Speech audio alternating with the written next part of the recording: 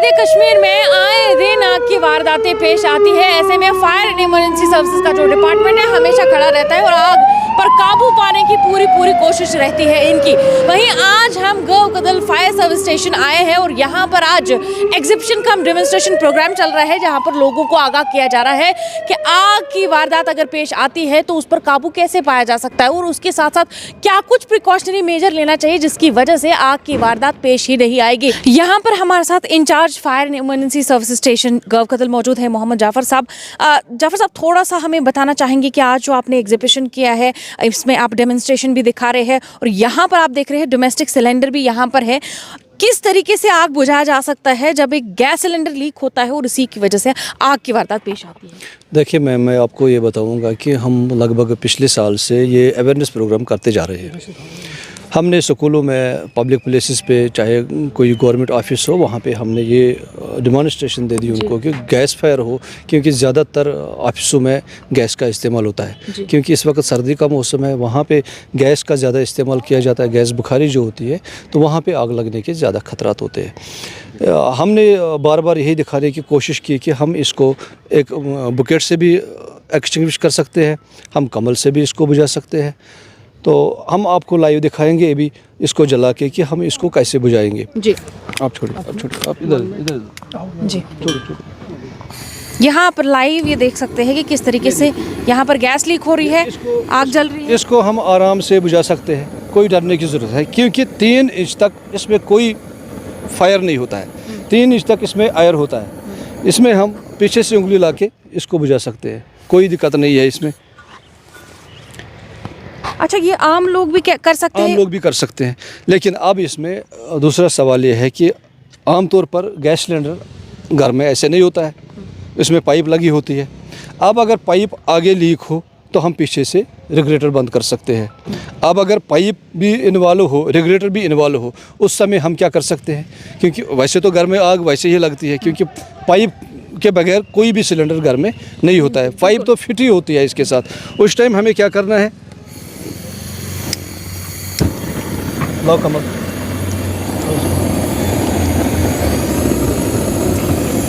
यहाँ पर आप देख सकते हैं कि किस तरीके से ब्लैंकेट से इस सिलेंडर को ओढ़ा जाएगा। अक्सर हम बहुत घबरा जाते हैं जब ऐसी कोई आग की वारदात पेश आती है और इतनी हिम्मत ही नहीं कर पाते हैं कि हम ब्लैंकेट को इस तरीके से ओढ़ सके। जी अब इसके बाद हमारे पास घर में एक बुकेट होना चाहिए। हम बुकेट से भी इसको एक्सटिंग्विश कर सकते हैं, यानी कि हम इसको बकेट से भी बुझा सकते हैं। जी आप थोड़ा सा उसका भी डेमोन्स्ट्रेशन दिखाइए। यहाँ पर देखिए 2 तरीके इन्होंने ऑलरेडी दिखाई, ये तीसरा तरीका ये बता रहे हैं किस तरीके से आग पर काबू पाया जा सकता है। शाबाश, डरने की कोई ज़रूरत नहीं है, इसको हम आराम से कर सकते हैं, क्योंकि घरों में जब ऐसा हादसा पेश आ जाता है तो सब लोग बाहर भाग जाते हैं, उनको पता ही नहीं होता है कि हम कैसे इसको आराम से बुझा सकते हैं, क्योंकि वो डर जाते हैं, जिस वजह से फिर ये आग फैल जाती है। जी जी जी तो यहाँ पर अब फायर फाइटर, फायरमैन भी हमारे साथ मौजूद है। आप भी हमें थोड़ा सा जो लेटेस्ट टेक्नोलॉजी आपके पास आई है उसका डेमोन्स्ट्रेशन दिखाइएगा प्लीज़, कि क्या कुछ लेटेस्ट टेक्नोलॉजी आई है। एक्सटिंग्विशर्स हमारे पास है, एक्सटिंग्विशर्स का आइडिया लोगों को है किस तरीके से इस्तेमाल करना है, लेकिन ये जो नई टेक्नोलॉजी है ये क्या चीज़ है? ये हमारे पास नई टेक्नोलॉजी आई है जी। ये विक्टिम लोकेटर कैमरा है। इसमें 4 कैमरा होते हैं।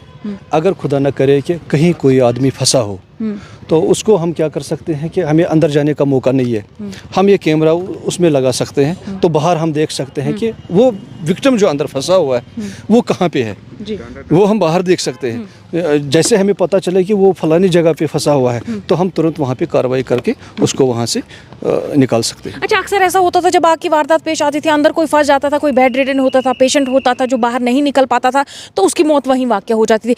अब हम ये समझ सकते हैं कि अब उन लोगों को भी बाहर निकाला जा सकता है इस टेक्नोलॉजी की मदद से। मैं आपकी वसातत से लोगों से गुजारिश करूंगा कि जब भी कहीं पे आग लगी हो, सबसे पहले हमें इतना बता दीजिए कि अंदर कोई फंसा तो नहीं है। अगर कोई आदमी अंदर फंसा हो तो पहले हमें वो बता दे कि, क्योंकि जब हम आग पे पहुंच जाते हैं सब लोग उस टाइम पैनिक होते हैं, कोई एलिगेशन लगाता है कि लेट आए, लेकिन आजकल के रास्तों पे वो ध्यान नहीं देते हैं कि कितना ट्रैफिक जाम है। तो फिर भी हमारी यही कोशिश होती है कि हम विदिन नो टाइम मौके आग पर पहुंच जाए। चलिए नेक्स्ट तो है आपके पास। मैं लोगों से यही गुजारिश करूंगा कि जब भी हम वहाँ पे पहुँचे, सबसे पहले हमें वो बता देंगे कि नज़दीक रास्ता कौन सा है फायर इंसिडेंट पे जाने का। दूसरी बात यह कि अगर अंदर कोई आदमी फंसा है तो पहले हमें उसके बारे में बता दें ताकि हम उसको रेस्क्यू कर सकें। ठीक ठीक, बहुत शुक्रिया आपका। नेक्स्ट हमें प्लीज़ इक्विपमेंट समझा दीजिए, कौन सा है लेटेस्ट इक्विपमेंट आपके पास? देखिए मैडम, मैं आपको बताऊंगा यहाँ पे ये जो हमारे पास है ना, ये हमारे पास कंक्रीट कटर आई है सर। कंक्रीट कटर आई है हमारे पास। देखिए जब भी कहीं पे कोई कोलैप्स हो गया हो ना, या मतलब हमें ये पता चले कि इसके नीचे कोई बंदा है, हम नहीं जा सकते उसमें, तो हम क्या करते हैं, मतलब ये कंटेक्स्ट में काम करता है। पहले एक चीज़, फिर दूसरी चीज़, फिर तीसरी चीज़, ठीक है। ये हमें काटने में काम कर देता है।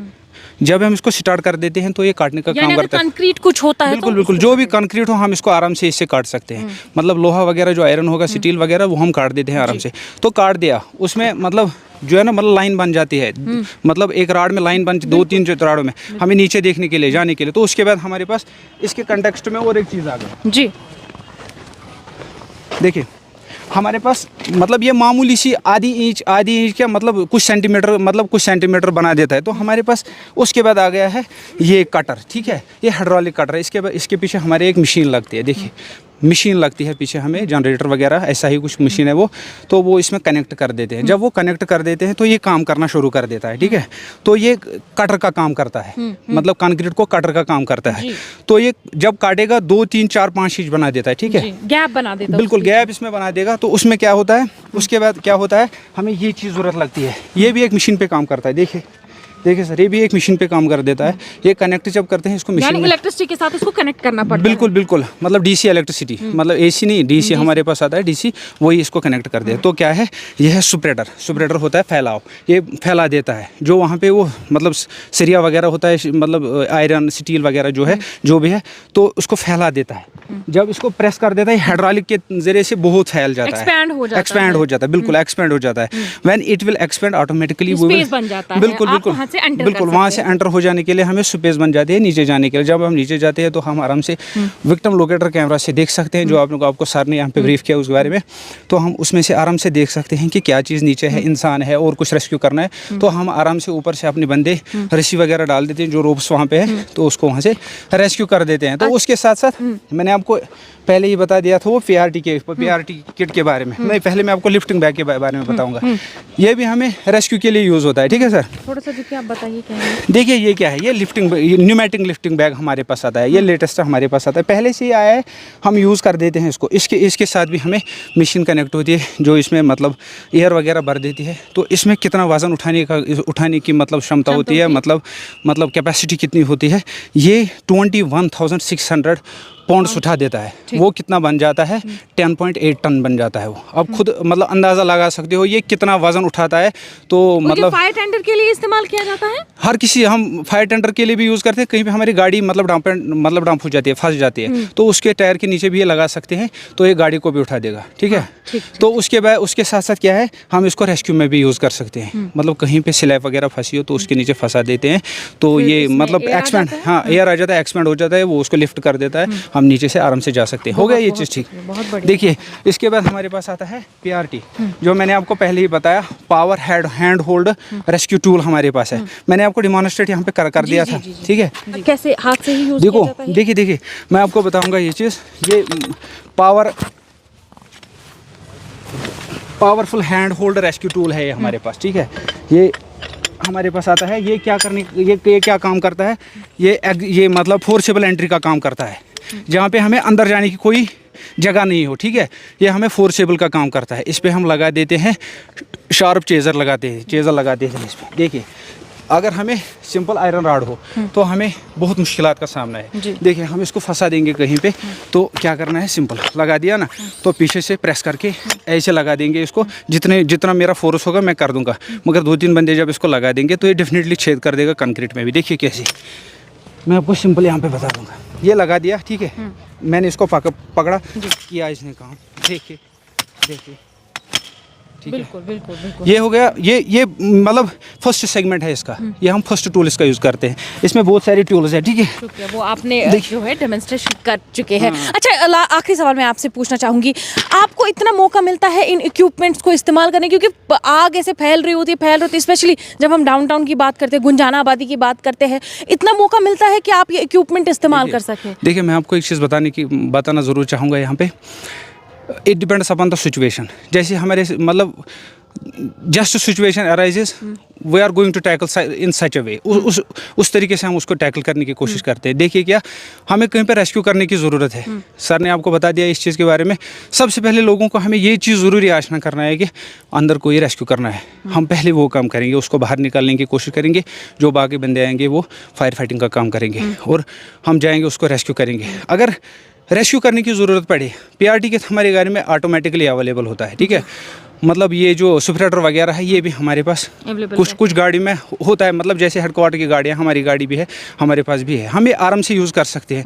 मगर ये सिचुएशन पे डिपेंड करता है कि हमें रेस्क्यू करना है। अगर रेस्क्यू करने की ज़रूरत पड़ी तो रेस्क्यू करेंगे, हम आराम से इसको पीआरटी किट यूज़ करेंगे, बाकी टूल जो यूज़ करेंगे। तो दूसरी चीज़, उसके साथ साथ हम फायर फाइटिंग करते हैं। फायर फाइटिंग, ये दो सिचुएशन है, रेस्क्यू और फायर फाइटिंग, क्योंकि हमारा काम है फायर और एमरजेंसी ये भी होती है, आग लगना, और रेस्क्यू करना भी एमरजेंसी है। ये डिपेंड करता है सिचुएशन पे कि हम उसी तरीके से मतलब इक्विपमेंट यूज़ करते हैं। बहुत बहुत शुक्रिया आपका, बहुत शुक्रिया आपका। तो यहाँ पर इन्होंने डेमोन्स्ट्रेट किया कि किस तरीके से इन इक्विपमेंट्स को है उस स्पॉट पे जहाँ पर आग की वारदात पेश आती है वहाँ पर इस्तेमाल किया जाता है। और इनकी हमेशा ये कोशिश रहती है कि आग तो लगी है लेकिन अंदर कोई शख्स फंसा तो नहीं है, उसको किस तरीके से बचाया जा सके, इनकी वो कोशिश रहती है। आप सब भी जानते हैं, अगर आग पर कोई काबू पाता है तो यही अपनी जानों पे खेल के आग पर काबू पाने की पूरी कोशिश करते हैं, जिसकी वजह से फिर आसपास के लोग भी जो है आग की वारदात से बचते हैं। और ऐसे ही डेमोन्स्ट्रेशन की बार बार ज़रूरत है। आप भी ये वीडियो देखिएगा और लोगों तक ये पहुँचाएगा ताकि उन्हें भी समझ आ जाए, उन्हें भी ये पता लग जाए कि किस तरीके से इस आग पर जो है घर पे ही पहले काबू पाया जा सकता है, या किस तरीके से प्रिकॉशनरी मेजर लिए जा सकते हैं इस आग पर काबू पाने के लिए। एशियन न्यूज़ हब के लिए श्रीनगर से फजा जान।